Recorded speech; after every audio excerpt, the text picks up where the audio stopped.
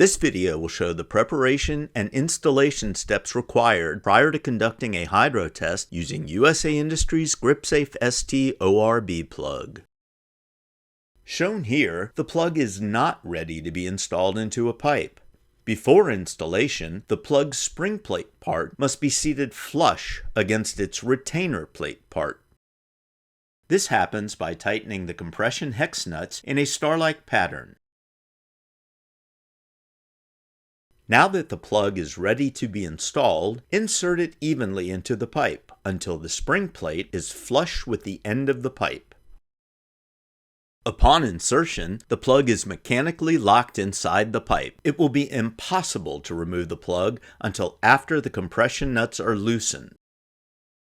It's now time to expand GripSafe ST's proprietary tri-ply seal against the ID of the pipe by evenly tightening the compression hex nuts to the published torque level found inside the installation manual. Plug preparation and installation steps are now complete. Now we can begin the high-pressure hydrotest.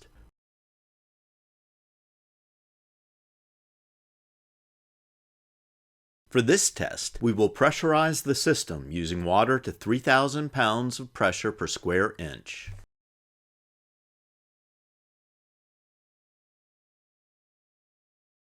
The total time to complete the pressure test was 10 minutes, and as shown on the pressure gauge, the PSI never wavered, ascertaining a successful hydrotest using the GripSafe ST plug.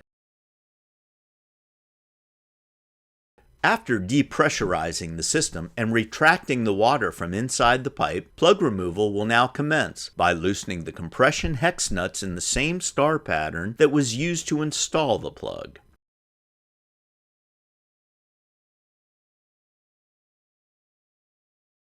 Once all hex bolts have been loosened, the plug can now be removed from the pipe.